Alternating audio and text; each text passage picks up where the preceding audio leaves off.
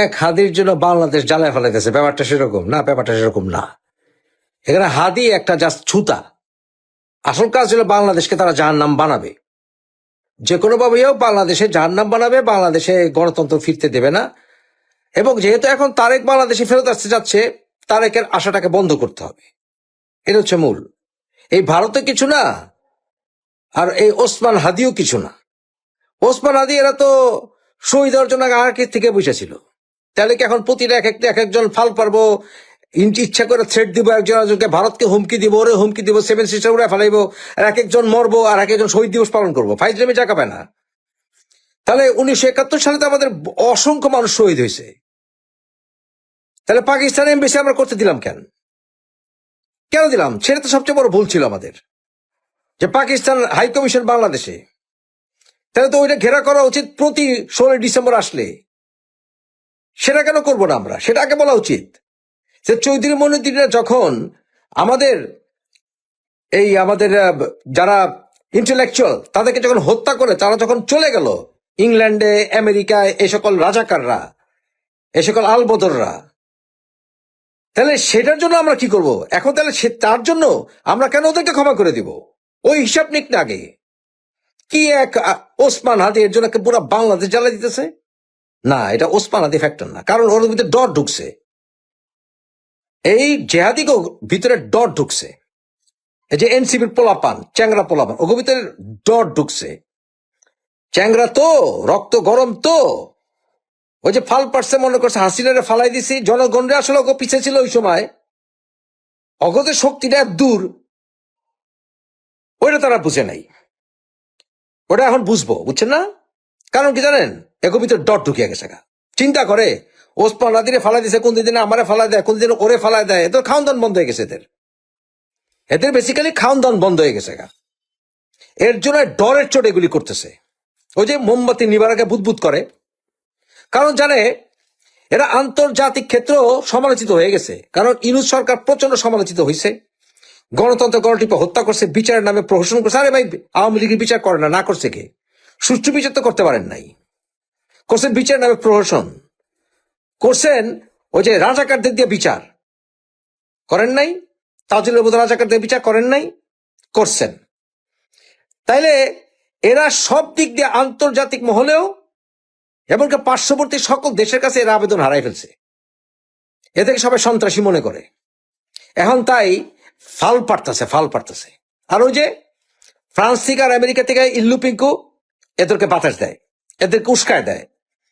এদেরকে উস্কানোর ফলে প্রথম আলো, ডেইলি স্টার, এগুলি তো বহুত আগেই টার্গেট। কারণ ওই যে আরেক রাজাকার আছে না, রাজাকারের পোলা মাহমুদুর রহমান, আমার দেশ, যার মায় কিনা সংগ্রামের এডিটর ছিল, এই রাজাকারের জারদ সন্তান মাহমুদুর রহমান, বুঝছেন না? এই মাহমুদুর রহমান আমার দেশের পত্রিকার ব্যবসা বাড়ানোর জন্য ওই আগুন জ্বালাই দিব, আপনার ডেইলি স্টার আগুন জ্বালাই দিছে, প্রথম আলো আগুন জ্বালাই দিছে, মানুষগুলোর জীবন বিপন্ন করছে, ওখানে সাংবাদিকদের আক্রমণের শিকার করছে, তাদের শরীরে আঘাত করছে, তারা পুইরা মরতে নিছিল, মরে গেছে কিনা কয়জন কে জানে। এরপরে যদি লুপিঙ্ক কয় না থাক, ফিরে আসো, চলবো না, ক্রাইম কিন্তু তোমরা করে ফেলছো লুপিঙ্ক। ভারতের সাংবাদিকরা, ভারতের সরকারের, যদি কেউ শুনে থাকে, এটা উচিত হবে ভারতের সরকারের ক্ষমতা ব্যবহার করে এই ইল্লু পিঙ্কু জাগের বিরুদ্ধে অলরেডি আমরা বিভিন্ন নালিশ দিয়ে রাখছি, এগুলো ঘাড়ে ধইরা জেলের ভিতরে পড়া। এই আইন কিন্তু আছে, আন্তর্জাতিক লতে এই স্টেপ নেওয়া যায়। তাহলে ইল্লু পিঙ্কুরে সোজা করা উচিত। এবং তারপরে বাংলাদেশে এই ক্রিমিনালগুলি আছে না, এই যে হাসনাত আব্দুল্লাহ, ফাইনাল লামু, করে লামু, খাইতে খাইতে আল্লাহ সারের মতো এরকম ফুল্লা গেছে গা জিহাদিগুলি। আজকে দেখলাম এইগুলি ফুল্লা ফুটবলের মতো হয়েছে, এক একটা খাইতে খাইতে উপরে দিয়ে খায়, নিচ দিয়ে খায়, ব্যাংকে খায়, গলা দিয়ে খায়, খাইতে খাইতে তো গলা এই পর্যন্ত ঠেকে গেছে। এই মালগুলিরে অ্যারেস্ট করা, এই মালগুলিকে যদি অ্যারেস্ট না করে বাংলাদেশ শান্তি আসবে না। বেশি না, 1000 এই সকল পোলাপান অ্যারেস্ট করে ফেলা উচিত। পোলাপান, মৌলবি, সলবি যা আছে অ্যারেস্ট করে ব্রিফ ট্রায়ালে ফেলা দেওয়া উচিত। হ্যাঁ, একেবারে ব্রিফ ট্রায়ালে, সংক্ষিপ্ত বিচার করে এগুলো শাস্তি দিয়ে দেওয়া উচিত। এগুলো সব জেহাদি ক্রিমিনালস। কথা কন না কেন? স্টেট বলেন, আর বিএনপি আওয়ামী লীগ এই বিষয়ে ইউনাইটেড হইতে হবে। ভাই আওয়ামী লীগ অন্যায় করলে আওয়ামী লীগের বিচার সুষ্ঠু করেন না, বিএনপির ক্ষমতা এসে সুষ্ঠু বিচার করুক। আর বিএনপি যা অন্যায় করছে তারও বিচার হোক। বিএনপি তো সন্ত্রাসী পালা শুরু করছে, এগুলো তবা করুক। এই যে আজাদ আড়াই হাজার সন্ত্রাসী না, এটা পাল্টাছে না, এগুলি তবা করে বিএনপি আওয়ামী লীগ দুজনে দেশের জন্য কাজ করুক, এরা দেশে ইউনাইটেড হয়ে যাক। সবার উপর বাংলাদেশ, সবার উপর 1971 সাল, সবার উপর আমাদের স্বাধীনতার সার্বভৌমত্ব, এরা একত্র হয়ে যাক। এই দুই দল একত্রে দুই এই হারামজাদা গুলির পেতানি দেখ না কেন, সবগুলির বাইন্দা ভিতরে বলুক না কেন, কেন বলবে না? সবগুলি শয়তান। এখন এই কথা কইতে লজ্জা পান কেন? লজ্জা পান, রেখা টেকা করার দরকার। এরা জেহাদি, বাংলাদেশ জেহাদিতে পাল্লায় পড়ে গেছে। আমরাও ট্রিক্ট হয়েছিলাম। শুনেন, শেখ হাসিনার সরকারের পরিবর্তন হোক, গণতন্ত্র ফিরে আসুক, আমিও চাইছি, সবাই চাইছি, আমরা সংগ্রাম করছি, কিন্তু নিশ্চয়ই দেশটাকে জেহাদিরাতে তুলে দিতে চাই নাই। সেই সকল বিকৃত ইসলামের বিকৃত ব্যাখ্যায় জেহাদি এগো কাছ থেকে বাংলাদেশকে মুক্ত করতে হবে। যারা তারা নাস্তিক বানাই দিব, যারা তারা কাফের বানাই দিব, যারা তারা মুরতাদ বানাই দিব, যারা তারা আগুন জ্বালাই দিব, ইসলামের এই অবমাননা করছে, ওই অবমাননা করছে, এগুলি করে যারা তারা ভয় দেখাইবো, এগুলির ফেস করেন না কেন একত্রভাবে? বাংলাদেশে এদের সংখ্যা বেশি না, এরা হইতেছে ইউনাইটেড মবক্রেসি। খায় দেয়, কাজ দেয়, এগুলো ব্যক্তিগত পর্যায়ে একটা ভালো চাকরিও পাইব না এই সকল পোলাপান। এরা ওই থাগারি করে খাইতে খাইতে ফুটবলের মতো ফুলবো, বুঝছেন না? সুতরাং বাংলাদেশকে বাঁচাইতে হলে এদের বিরুদ্ধে ইউনাইটেড হইতে হবে। আপনি ভিয়েনা কনভেনশন ব্রেক করে ইউনুস সাহেব, আপনি দেখতেছেন না যে একটা বিদেশি রাষ্ট্রের ডেপুটি হাই কমিশন এরা আক্রমণ করে, এরা প্রোটেস্ট, এরা আক্রমণ করে, এরা থ্রেট দেয় বাংলাদেশের মাটিতে দাঁড়ায় আমাদের প্রতিবেশী রাষ্ট্রের বিরুদ্ধে। প্রতিবেশী রাষ্ট্রে ভুল করলে তার, আমিও তো ভারতের অনেক সমালোচনা করি, ভারতের সরকারের, কিন্তু এর অর্থ কি ভারতের হাইকমিশন জ্বালাই দিব? ভিয়েনা কনভেনশন আছে কি করতে? আন্তর্জাতিক আইনে বাংলাদেশ যে মাইনকে চিপায় পড়তেছে, এটা বুঝেন ডক্টর ইউনূস? আপনার তো আজকে আছেন, কালকে নাই, হয় আল্লাহর কাছে যাবেন না গতি ছাড়বেন। বাংলাদেশে কি হবে তাহলে? এটা কি আপনার দায়িত্বের ভিতরে পড়ে না? বাংলাদেশের পেনাল করে দায়িত্বের ভিতরে পড়ে না? বাংলাদেশ আর্মি প্রধান কি করেন ভাই? আপনি কি ওয়াকার সাহেব, আপনি কি করেন? আপনি তো বলছেন আপনার উপর আস্থা রাখার জন্য। স্ট্রং হন, অ্যাকশনে যান, এই বান্দর গুলিনে ধরেন, দেশকে ঠান্ডা করেন। কথা নেই, বার্তা নেই, ট্রাক্টর নিয়ে গিয়া বিল্ডিং ভেঙে ফেলাইবো, আগুন জ্বালায় ফেলাই দিব। কয়জন এটা এরা কয়জন? 1000, 2000, 3000, 5000, 10,000 এর উপরে না। এই 10,000 আপনি ঠান্ডা দিয়ে ঠান্ডা করেন, বেশি না, কয়েকশো আর্মি অফিসার লাগবে, আর্মি লাগবে, সোজা করে দেন, দেখবেন এগো পিছে কুত্তাটাও খারাইব না, বুঝছেন? বাংলাদেশকে আর কত জাহান্নাম বানাবেন আপনারা? আর কত জাহান্নাম হইতে দিবেন আপনারা? এটা ভাবতে হইব, আপনার ভাবতে হইব। এরা যদি চায় যে এরা বাংলাদেশকে যুদ্ধক্ষেত্র বানাইব, যদি চায় ঘোষণা দেখ, তাহলে আমরাও প্রস্তুত হই। বাংলাদেশকে বিএনপি আওয়ামী লীগ, আপনি যাই করেন, বিএনপি করেন, আওয়ামী লীগ করেন, জাতীয় পার্টি করেন, যে দলই করেন, বাংলাদেশকে মব থেকে বাঁচাইতে হবে। তার জন্য যা দরকার, যদি আমাদেরকে তৈরি হইতে হয়, তার আমরা তৈরি হবো। যদি মারামারি করার জন্য বাংলাদেশ মারামারি করে দেশকে বাঁচাইতে হয়, তো তাই সেটাই আমাদের করতে হবে। কি করা? যদি সরকার আমাদেরকে হেল্প না করে, বাংলাদেশ আর্মি হেল্প না করে, তাহলে আমাদেরকে সেটাই করতে হবে। তাহলে আমরা ডান্ডা রেডি করি ঠান্ডা করার জন্য, আর তো উপায় নাই আছে। দর্শক, একটা সোজা প্রশ্ন দিয়ে শুরু করি। অন্তর্বর্তী সরকারের কাজটা আসলে কি?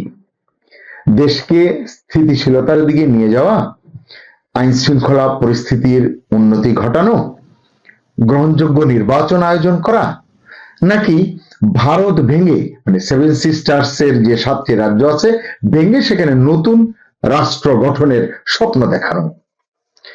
কথাগুলো কেন বললাম? একদিকে শুনছি আগুন ঝরানো রাজনৈতিক স্লোগান, অন্যদিকে খবর মিলছে সীমান্তের সমীকরণ বদলে দিচ্ছে ভারত। দিয়েছে ইতিমধ্যেই। বাংলাদেশ সীমান্ত ঘেঁষে নতুন নতুন সেনানিবাস গড়ে তুলছে, যুদ্ধ প্রস্তুতি নিচ্ছে। উত্তর ভারতের 5 ঘাঁটিতে পিনাকা রেজিমেন্টের কথা শুনছি, এটি মোতায়েন হয়েছে।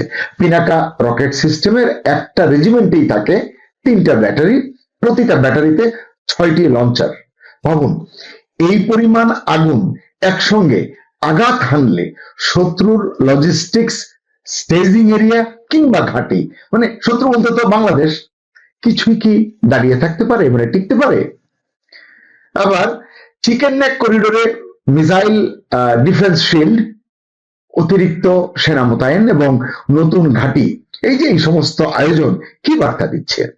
নতুন রাডার, নতুন মিসাইল জোন, দ্রুত মোতায়েনযোগ্য ব্রিগেড নিয়ে পুরো উত্তর পূর্ব অঞ্চলকে ঢাকার অনিশ্চয়তা থেকে বিচ্ছিন্ন রাখতে, মানে নিরাপদ রাখতে ভারত যে প্রস্তুতি নিয়েছে তার জবাব কতটা আছে বাংলাদেশের কাছে? আকাশ, স্থল এবং জল, এই তিন ফ্রন্টেই এখন ভারত যেন অপ্রতিরোধ্য হয়ে উঠেছে। এমনিতে এইসব শক্তিতে তো তারা আমাদের চেয়ে অনেক এগিয়ে, কিন্তু এই অঞ্চলটাতে তারা এখন ফোকাস করেছে। আপনারা নিশ্চয়ই জানেন যে 17 থেকে 20 ডিসেম্বর পর্যন্ত নতুন নেভিগেশন ডেঞ্জার জোন জারি করেছে ভারত। এই যে জারি করেছে ডেঞ্জার জোন, এর পরিসর হচ্ছে প্রায় 3550 কিলোমিটার। অর্থাৎ ভারত এখন প্রতি ইঞ্চি তাদের যে সীমান্ত, এটিকে তারা যুদ্ধ স্তরের সুরক্ষায় তৈরি করেছে। প্রশ্ন হচ্ছে, এই যে যুদ্ধ পরিস্থিতির আঁচ, যে খবর আমরা পাচ্ছি ভারতীয় মিডিয়ায় তো প্রতিনিয়ত আছে, বাংলাদেশের মাঝে মধ্যে এটি ছাপা হচ্ছে, এই যুদ্ধ পরিস্থিতির আঁচ এর দায় কার? গত 13 ডিসেম্বর বাংলাদেশের ইত্তেফাক ডিজিটালে একটা রিপোর্ট দেখলাম, তাতে শিরোনাম হচ্ছে দিল্লির মসনদ জ্বালিয়ে দেওয়ার হুঁশিয়ারি দিচ্ছেন হাসনাত আব্দুল্লাহ, আমাদের তরুণ নেতা। আরো অনেকেই অনেক কথা বলছেন। কে যেন দেখলাম ভারতীয় হাই কমিশনারকে নিয়ে খুব অশোভন চিৎকার করছেন, কিভাবে তাকে ফেরত পাঠাতে হবে সেসব কথা বলছেন। আরেকজন বলছেন 7 সিস্টার্স ভেঙে নতুন রাষ্ট্র গড়ার হুঙ্কার দিচ্ছেন। মানে এগুলো তো আমরা শুনছি, আপনারাও নিশ্চয় শুনছেন। এদের কথা শুনলে মনে হবে বাংলাদেশের একমাত্র কাজ হলো ভারতের মানচিত্র বদলে দেওয়া, এবং এটা আসলে দুধ ভাতের মতো একটা বিষয়, মানে বললাম আর হয়ে গেল। আসলে নেশন বিল্ডিং কি ছেলে খেলা? এটা কি স্লোগানের বিষয়, এবং এটা কি যাত্রার কাজ? স্লোগান দিলাম আর হয়ে গেল? আসলে আমাদের বুঝতে হবে নেশন বিল্ডিং হচ্ছে পরাশক্তির খেলা। তা আমরা কি পরাশক্তি নাকি? এটা কি আমাদের এজেন্ডা? যদি হয়, কে সেট করেছে এই এজেন্ডা? সে কে? অনেকে হয়তো বলবেন এই ধরনের লড়াইয়ে চীন আমাদের সাহায্য করবে, পাকিস্তান পাশে দাঁড়াবে। আরে ভাই, চীন কি তার স্বার্থ বাদ দিয়ে আপনার স্বার্থ দেখবে? পাকিস্তানের কথা কি বলবো, মনে করিয়ে দিতে চাই, গত কিছুদিনের মধ্যে একাধিকবার সংবাদপত্রে দেখেছি ভিক্ষাবৃত্তির দায়ে কোন দেশ থেকে যেন হাজার হাজার পাকিস্তানিকে প্যাকেট করে তার স্বদেশে পাঠিয়ে দিয়েছে। সম্প্রতি তুর্কমেনিস্তানের আন্তর্জাতিক ফোরামে আপনারাও দেখেছেন পাকিস্তানের প্রধানমন্ত্রী শাহবাজ শরীফের প্রতি ভ্লাদিমির পুতিন, রাশিয়ার প্রেসিডেন্ট, তার যে অবমাননাকর আচরণ 40 মিনিট বসিয়ে রেখেছিলেন পাশের রুমে। কিন্তু আমরা এগুলো থেকে বুঝবো না। এইটা এই মানে রাজনীতি, এই কূটনীতি কিন্তু অনেক কিছু বুঝিয়ে দিয়েছে। এবং কি বুঝিয়েছে? আগামীর আঞ্চলিক রাজনীতি কি হবে, কোন পথে হাঁটবে, কূটনীতি কি হবে, এবং নিরাপত্তা কোন পথে এগোবে, এগুলো কিন্তু বুঝিয়ে দিয়েছে। এখন না বুঝে চুপ করে থাকলে তো হবে না। আমরা জানি আমাদের পররাষ্ট্রনীতি হলো সবার সঙ্গে বন্ধুত্ব, কারোর সঙ্গে বৈরিতা নয়। সেখানে আমরা ভারত ভেঙে নতুন রাষ্ট্র গঠনের আওয়াজ দিচ্ছি কেন তাহলে? কারো উস্কানিতে আবেগ দিয়ে প্রতিক্রিয়া জানাতে হয় না, এটা কবে বুঝবো? কারণ কূটনীতি এবং রাষ্ট্রনীতি হচ্ছে দীর্ঘ পথ পরিক্রমা। দেখুন না, আপনারা বুঝতে পারছেন, আমরা বুঝতে পারছি যে পত্রপত্রিকার সংবাদ পড়ে, টেলিভিশনের নিউজ দেখে ভারত কিন্তু এই সমস্ত ঘটনায় খুবই উত্তেজিত, ভীষণ ক্ষুব্ধ। কিন্তু ভারত এগোচ্ছে সতর্ক পায়ে, আওয়াজ করছে না। সীমান্তে সামরিক প্রস্তুতি নিচ্ছে, নতুন ঘাঁটি নির্মাণ করছে, কিন্তু সবই করছে ঠান্ডা মাথায়।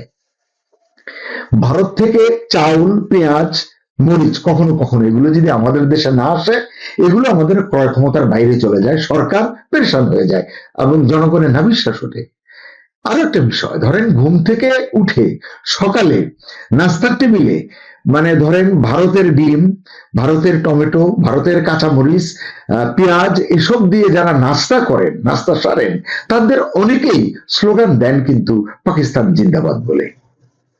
দিন কয়েক আগের ঘটনা, বাংলাদেশ ভুটান প্রটোকল চুক্তির অংশ হিসেবে ভুটানের একটি কন্টেইনার চট্টগ্রাম থেকে বুড়িমারি হয়ে ভারতের চ্যাংরাবান্ধা দিয়ে যাওয়ার কথা ছিল। পত্রপত্রিকা আপনারা দেখেছেন। 3 দফা চেষ্টার পরও ভারত প্রবেশ করতে দেয়নি, বাংলাদেশ অনুমোদন আদায় করতে পারেনি। কারণ একটাই, অন্তর্বর্তী সরকারের ভারত বিরোধী অবস্থান এবং নিরাপত্তা ঝুঁকি ভারতের। সারাদিন ভারতকে আপনি গালি দেবেন, পাকিস্তান চীনকে কাছে টানবেন, বুকে ধরবেন, আবার আশা করবেন ভারত যেন তাদের সীমান্ত, বন্দর আর সড়ক খুলে দেয় আপনার বাণিজ্যের জন্য। বিশ্ব রাজনীতি এভাবে চলে না মিয়া ভাইরা। ভারত বিদ্বেষের আরো খেসারত ইতিমধ্যেই আমরা দিতে শুরু করেছি। আপনারা জানেন যে দেশের 90% মতো এক্সপোর্ট নির্ভর করে গার্মেন্টস এবং টেক্সটাইলের উপর। সেই টেক্সটাইলের মূল কাঁচামাল কটন বা তুলা, কাছের, সস্তা, দ্রুত ডেলিভারি দেওয়ার উৎস থাকা সত্ত্বেও কেবল রাজনৈতিক ইগোর কারণে আমরা ভারতের বদলে সেটা আমদানি করছি ব্রাজিল থেকে, 14,000 কিলোমিটার দূর থেকে। ফলে পরিবহন খরচ বাড়ছে, কাঁচামালের দাম বাড়ছে, প্রতিযোগিতা সক্ষমতা কমছে, অর্ডার কমছে, এক্সপোর্ট সেক্টরে ধস নামছে। তাই বোঝা দরকার, ইগো এবং আবেগ দিয়ে অর্থনীতি চালানো যায় না, ব্যবসা করা যায় না। পেঁয়াজ এবং চাল কিনতে পারবো প্রয়োজন হলে, কিন্তু তুলা কিনবো না। এইসব বুজরুকির মানে কি? প্রিয় দর্শক, পৃথিবীর রাজনীতি এখন ঘুরছে ইন্দো প্যাসিফিক অঞ্চলকে ঘিরে, মানে ফোকাসটা এখানে। যুক্তরাষ্ট্র স্পষ্ট করে বলছে ইউরোপ নয়, তাদের মূল ফোকাস এখন এশিয়া। তো এই অঞ্চলের সবচেয়ে সংবেদনশীল জায়গা কোথায়, কোনটি? নিশ্চয়ই ভারত, চীন, বাংলাদেশ, মায়ানমার ঘেরা এই বেল্ট। যুক্তরাষ্ট্র তাদের জাতীয় নিরাপত্তা কৌশল 2025, যেটি 5 ডিসেম্বর তারা ঘোষণা করেছে, এতে কি বলেছে, ইন্দো প্যাসিফিক অঞ্চল অর্থাৎ ভারত মহাসাগর ও প্রশান্ত মহাসাগরকে ঘিরে থাকা বিশাল ভৌগোলিক এলাকা, যেখানে রয়েছে ভারত, চীন, জাপান, অস্ট্রেলিয়া এবং বাংলাদেশ। এই অঞ্চলের গুরুত্ব ওয়াশিংটনের কাছে তার মিত্র শক্তি ইউরোপের চেয়েও বেশি, এটা তারাই বলছে। অঞ্চলটি এত গুরুত্ব পেলেও ডকুমেন্টের কোথাও কিন্তু বাংলাদেশের নামটা পর্যন্ত নেই। বুঝুন তাহলে, ভূ রাজনৈতিক গুরুত্বে বাংলাদেশের আন্তর্জাতিক পর্যায়ে ওঠার দামামা বাজানো যে বয়ান, আসলে এইভাবেই হোঁচট খাচ্ছে। চীনের বিরুদ্ধে এশিয়ার মিত্রদের একত্রিত করতে চায় যুক্তরাষ্ট্র, এটা আমরা জানি অনেক দিন ধরে। দ্বিপাক্ষিক সম্পর্ক নিম্নমুখী থাকা সত্ত্বেও, ভারতের সঙ্গে দ্বিপাক্ষিক সম্পর্ক কিন্তু যতটা মসৃণ হওয়ার তা কিন্তু নয়। শুল্ক আরোপ থেকে আপনারা জানেন বিভিন্ন ঘটনায়।